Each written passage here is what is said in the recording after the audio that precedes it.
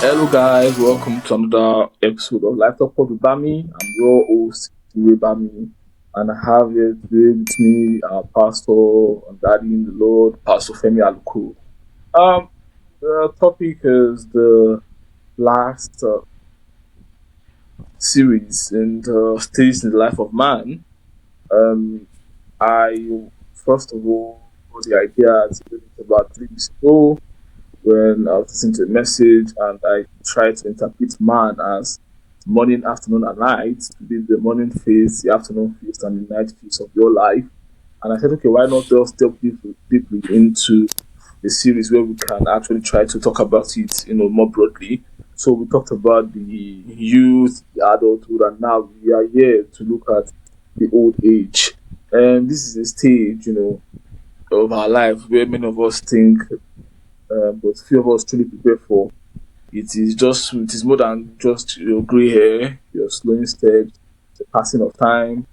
It's a season of legacy, according to me. It's a season of reflection, of wisdom, a time to look back on the roads that you have traveled as an individual, the victories, the mistakes, the lessons, and to ask ourselves one simple question: what will I leave behind?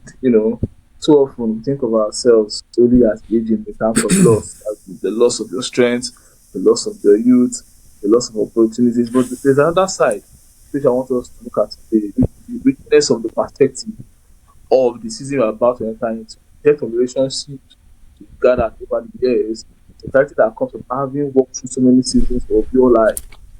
So in today's episode, we want to explain the meaning of old age. We want to explain it beyond not just the end of the journey. But the chapter whereby you can look at reflection, you can look at fulfillment, you can look at legacy. So whether you are in this stage now or you're preparing to read, you all know that some of us, every one of us aspires to grow old. So this conversation is trying to just remind us that aging isn't something to fear, but it's something to honor, to embrace, to look forward to. And yes, the wisdom and substance you gain from that time in your life is something that you want to, engage in. Good evening, sir. Uh, Good evening, my bro. How are you, sir? Fine, sir. I want to thank you so much, sir, for coming back again. Before the last time you spoke to us, you talked about mentorship, the role of mentorship in everyday life.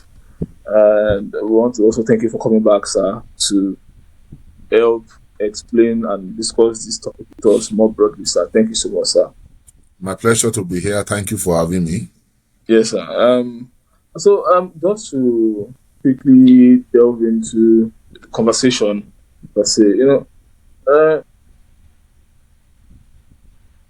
I wanted to know what old age, what does it mean personally to every individual, and how do you now change your perspective on life as you enter into this stage?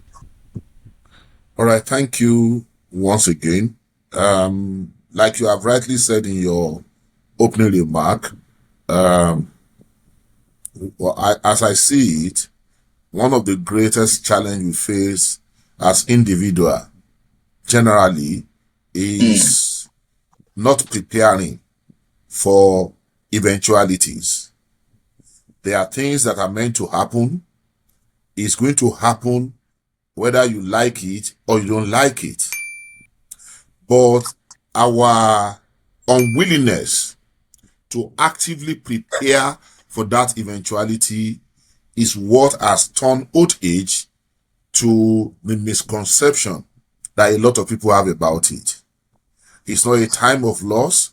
It's not a time that you reflected on lost glory or missed opportunities, as it were. For me, it's the evening of life, really. It's the evening of life. It's a time to reflect, a time to relax, a time yeah, to release wisdom. You understand? It's a season of legacy, like you said. You know, yeah, Ecclesiastes 3:1 said, to everything in life, there is a time and season. So, my unpreparedness will not change the time of life. You're not preparing for what is an inevitability will not change the season of life. So basically, because a lot of the time we are not prepared for the realities of what old age is, it becomes difficult to cope with. And another thing that comes to mind is, you know, when you have too many examples around you, it can mislead you to believe that that is what it's supposed to be. What am I saying in essence? We have a lot of people that were not prepared for old age. And as such, is on them. And the fact that they are living a life of struggle with nothing meaningful to show for it, make a lot of bystander and onlooker to think that, well, maybe that is what it is. But really, that's not what it's not what it is meant to be. Like we said, it's a season where you begin to reflect on your legacy. You are grateful for the things that you are able to do. You look at the opportunities that you missed, and you are asking yourself, if the only legacy I can leave is to make sure that some people do not fall into that pitfall and as such have a better life than my own, then you would have fulfilled all the purpose of old age. So that really, in essence, is the beginning. Do you understand? You know, like you said, age has caught up with you. There is loss of strength. The ability to jump up and down is reducing. It's no longer there. It's no longer there. And so you are left with a lot of time to think and to brood. And because the time to think now, a time comes up, that's why it becomes very easy to go into that street of regrets. You know, because before you are just jumping about. Yeah. So when you look at it, for instance, you know, when people are getting married, a marriage creed is read to them, talking about the purpose of marriage. The first purpose is for companionship. The last, which we have made the most important, is procreation. But when you realize that marriage is, for instance, for companionship, that companionship is not for you now. It's not for me now. Yeah. I can find companions now. I can jump about. I can hang out with the boys. But it's going to come to a time that those companionship will not be there. So if you have not built a companion that is as old as you, that is going through what you are going through and can stay with you, then it becomes problematic. What are the other challenge with it is that as we grow old, we will move apart. So you are old, you are in Nigeria, and I have you where you are. I will say, oh boy, pack your bag. Come and spend the summer with me. What happened to my friends back home who don't have that kind of opportunity? That's when the realities of old age begin to sink in. And especially for people who have not really in any way prepared for it. I don't know whether I've answered your question. Yes, you have, sir. You have, sir. Thank you, sir. Because at this, I think most people believe there's ample lot of time. Me, for example, I believe there's a lot of time. I'm not even 30, so.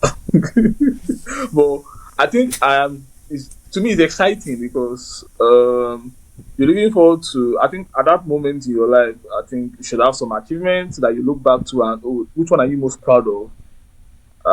That time, like, you'll be proud of your children, you'll be proud of your wife, proud of maybe business that you've created, proud of people's life that you've helped.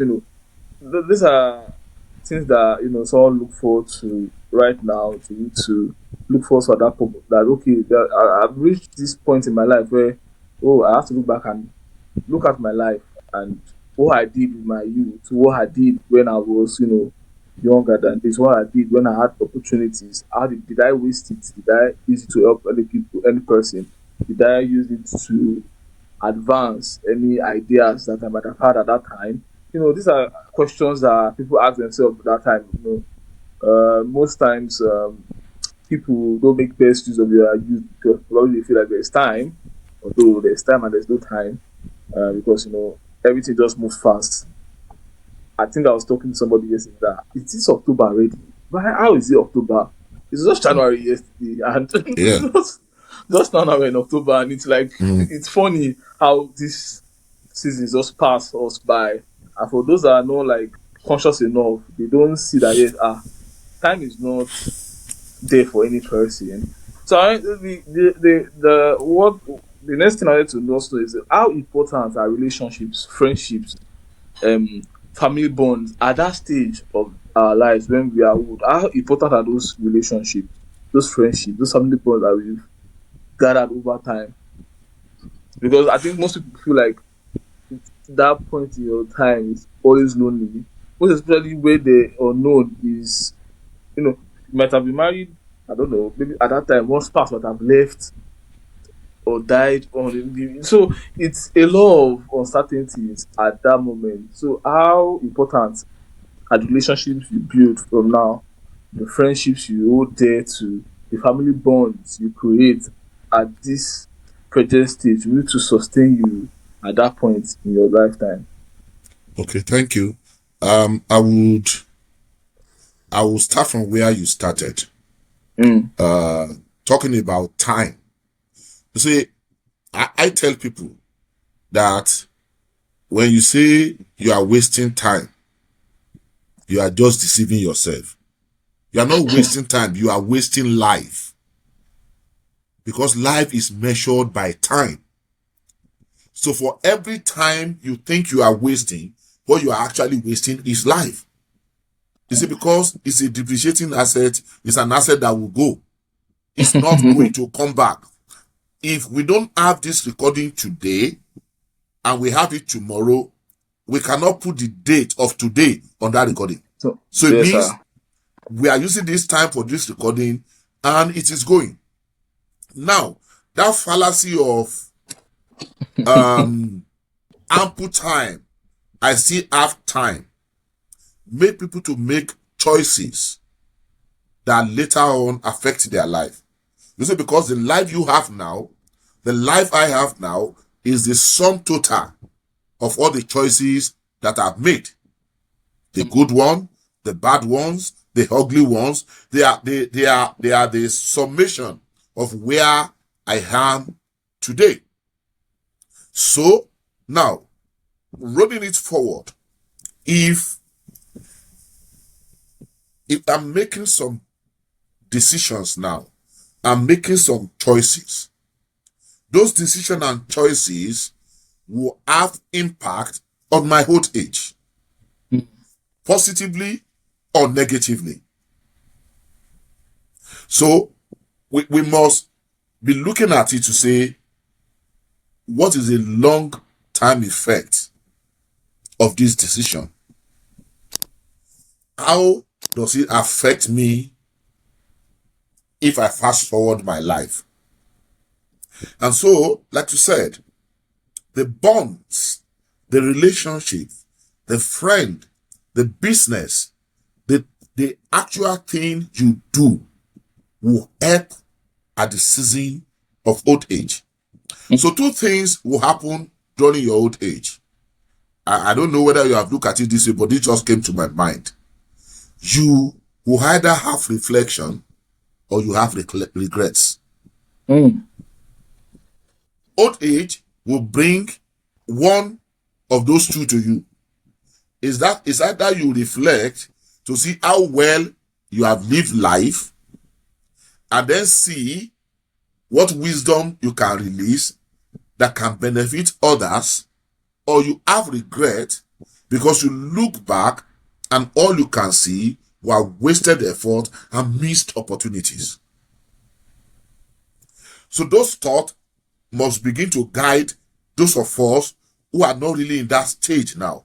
You are asking yourself, what would my old age be like? A period of reflection. You know, Psalm 90 verse 12 said, teach us to number our days so that we can put our heart in the path of wisdom. When you number your days, some things are going to become clear to you. Is that you are wasting a day? What does the phrase number your days mean? Are you supposed to count down to when you're going to leave this earth? Or Okay, is it like living consciously and living the fact that yes, you don't have enough time to go to do some frivolous things that you want to do? I'm just going to throw the question back to you. What does count mean? Can you count without being conscious? No. Can you count without paying attention? No. You cannot. It simply means pay attention to details. Be conscious of what you are doing. Are they adding or subtracting? That's counting. When you are counting, it's either you are adding or you are subtracting. So when you number your days or you are counting your days, you are asking yourself to say, hey, truly, what have I done with my life today? Have I really postponed something I could do today till tomorrow? And somehow, time catch up with you and you can no longer go back there. See, for all of us, we have some of those things in our past. Something we could do, but we neglect doing, and we never really have time to go back to them. Yeah. Now, when you are counting your days and you are numbering your days, it helps you to know. So you should ask yourself, as I should ask myself, am I putting this period of my life to the best use? Or I am just living like that? You know, a lot of time, some of the challenges of life is also that we tend to live on residual knowledge. What do I mean by residual knowledge? 90% of the time, and 90% of people, if you buy a phone today, you might not read the manual. Why? You have residual knowledge to say that green button is to make call. The red button is to end call. When you live life like that, just on residual knowledge, you are living with the knowledge in the environment, in the society, but you are not actually finding out what works for you, what moves your life forward, what will shape your own story. Then that's going to be a problem. And when you can look back and you ask yourself, at the old age, if I'm asked to mentor somebody, on what should I mentor them, and what am I going to say to them? Then there's a problem. Now, so, in a nutshell, those relationships are your mainstay for old age. People that are not fair weather friend. You know, there is this phrase that goes through the Bible. And at times I ask myself, they will say, Peter and John and their company, that their company is critical. Because in a situation where Peter and John cannot pray, remember when Peter was in prison, his company were the one praying for him. Yeah. So if you don't have company, you don't have people who are your stakeholders. Do you understand? Yes. Where we get it wrong from youth level is in terms of relationship. And I like to define relationship in 3 stages.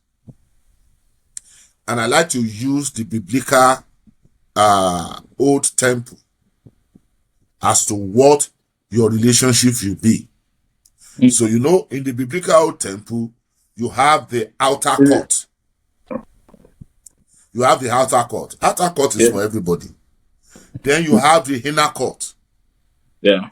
Then you have the innermost, the holiest of the holies. Now, Yeah. in your relationship in life too, there are people that are in your outer court. There are relationships that are at the level of the inner court. There are the relationships that are at the level of the holiest of the holies. Let me just explain it in the way that you understand it. Imagine an accident scene, and you see people pick out their phone and were taking picture and they were recording.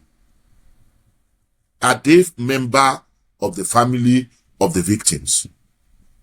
No. If they are member of the victim, if they are member of the family of the victim, phone will be the last thing in their Yeah. mind. Yeah. Picture will not come to their head.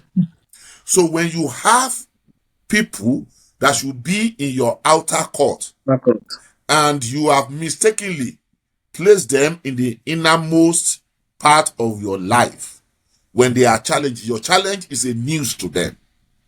It doesn't bother them. Your real friend will not know your situation and then tell other people. They stood with you, they will stand with you and see how you can get out of that relationship. So a lot of the time, growing up, we have people that we should have put in our outer court. We have made them confidants. And so when the chips are down, when you need them in the voltage, they are not there. Yeah. The bonds are not there. They are not committed to your success. They are not your internal stakeholder. They are not looking out for you. You Or your understand what I'm interest. saying? Or your Yeah. interest. Imagine that I call you, I say, let me please, I need 100,000.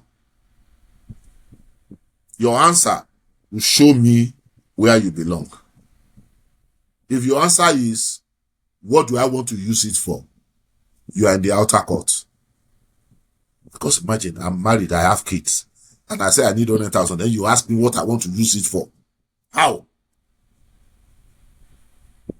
Those in your innermost court will be more concerned about getting that money for you than asking you to explain why you want to use it. I Yeah. hope you get what I'm saying. Yeah. Yes, sir. I understand, sir. Yeah. It's quite. I think I think a man of God once said like if you are like when you have like you're in trouble now. How many of your friends can you call and they Yeah. will in this moment rally to and say you need 5 million to do something, and how many money can you call and can generate that money for you without questions asked, and they can bank on you and trust on you to judiciously use the Yeah. money for what you want to use it for. So yeah, it's quite fine, sir. But I But wanted to know, like, let me quickly shift something in based on that angle that you have gone to. You must also approve yourself to deserve that obviously, trust. yes, You sir, must definitely. approve your integrity. See, You see, because if I don't see you returning my money when I borrowed you, I might say I don't have. Do you understand? So mm, it's both ways. That you yeah, approve your integrity over time. They yeah, know they can trust you. They know they can rely on your word. on you, And that yeah. if anything is going to change, they will also know. Yeah. Please go on. So I wanted to know. So why do you now think young people often misunderstand this season of life, this season of well, because I don't even think nowadays everybody's thinking about old age. Everybody wants enjoyment now. Old age, the common place is that one will take care of itself. you know, that's the Mm. common disposition now that we are in. That okay, leave that one for let it to take care of itself. Now is where the mindset is at. So most people don't actually because and that is why most people just live without consequences. They just feel like there's no consequence for anything at all. And it's a dangerous place to be when you live your life and you feel like, yes, there will not be repercussions for what you do. I think somebody once said also, you know, God gave us free will. You know, he said, I lay before you life and death. He cannot force you to do one or the two. But I Mm. implore you to choose life. Now, each decision, both of those decisions has the consequences of Of it. course. If you choose life, you know that yes, you are Mm. saved. And if you choose death also, there's a consequence and a ripple effect of the choices you make. I think that is what we mistake in this now is that most people feel like you can just do anything and there is no repercussion. Damn the consequences. If I be bold to say, damn the consequences. I will do what I will do, and nothing will happen. You understand? And that's where most people's mind are right now in this day and age. That they don't feel like the old age is anything to worry about because so that's why you see people making these rash decisions, making decisions without thinking it first. The issue of the friend, they can just walk over anybody. They don't owe anybody any explanation. There's no accountability anymore. And it's a scary time to be in. So I want to know why you feel like okay, we are in that disposition of that time that yes, people are thinking that yes, they can just do anything they like and there will not be any ripple effects. Okay, so what has happened over time is an erosion of values. Do you understand? Mm. It's an erosion of value. And you recollect that I said earlier that where I am today is the sum total of the choices that I have made. It is erroneous to think that um, any course of action does not have its own repercussion. It has, and it will come, whether you like it or not. See, one of the challenge that I see with a lot of the younger folks is the non-realization that this life that we are in, Mm. is based on principles. You can't live life on your terms. It's not possible. Everything that is happening in this life is based on principles. And when you get to the point that you feel you can live it on your terms, your own way, but still expect the result that life was meant to give you, then it's self-deception. Let me explain it in a simple way. See, there is a process to making eba, for instance. Now, and that process say you must have boiling water to make eba. You now say, me, by me, no way. Nobody can teach me what to do. I make my own decision and I do whatever I like. And then you start your own eba with cold water. You are never going to get eba. It's not possible. That is the realities of life. You can't live life on your own terms. You cannot live life saying, I don't care what they think about me. I don't care what they say about me. Why what they think or care about you should not be the basis of your living life, but you must be conscious of it. What are they saying? How does it impact my life? For instance, if everybody see you as an unserious person, how do you prove to us that you are serious? If it's one person's opinion, it's okay, that is his own opinion. So what has led us to where we are is the thinking that we can live life on our own terms and achieve the results that we wanted, which it's a lie. Let me give you another instance. You would have to confirm whether this is applicable to you. Mm. But growing up, our parents will buy us what is called kolo, like a piggy bank. It's not That applicable to me. when they when when somebody give you money, they encourage you not to spend everything, to Yeah. save part of it. Do you understand? Yeah. Now, and we do. Then at times, thinking that we are clever, we will now go, you now take that kolo, you'll be bending it in a way and be using broomstick Bro, to try to man. take money out of it. It's fine. When you remove it like that, your parents don't know. But you know when they will know? At the end of the year, when you have to bring the kolo to bring the money out, you see that what you have there is less than what's supposed to be there because you have taken others out. That is what I'm saying by saying you can live life on your own terms and then expect the end result to be the same. It's not going to happen. So we have a lot of people at my age that don't save. But they were brought up to know that saving is good, but they are not saving. And so because they are not saving, there are some limitations that they cannot go past. So that's the way. We can't, life is based on principles. There is system, there is process to everything. You can't bypass the process and achieve the result. It's not possible. It's not. That's how I see it. So how do you now live? How do you now stay fulfilled, joyful in this season? How do you, like, yes, that is understandable. You cannot live life on your terms, and although many people believe that now, I don't want to misunderstand what Daddy has said. It just means that I think what he's trying to say is that you cannot, how would I put it, be nonchalant and expect Yeah? everything to fall in place for you. No.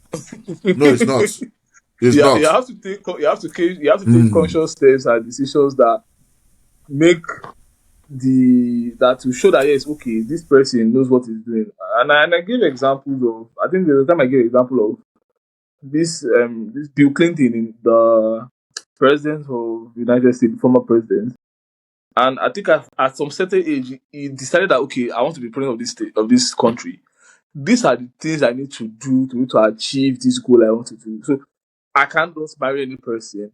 I can't just study anything I want to study in the university. Most presidents are lawyers. So most politicians are lawyers, actually. So I need to study law. So what kind of law do I need to do this thing? What kind of steps do I need to take? And also messaging. So thank you so much, guys, for tuning today. To see you again next week. Bye.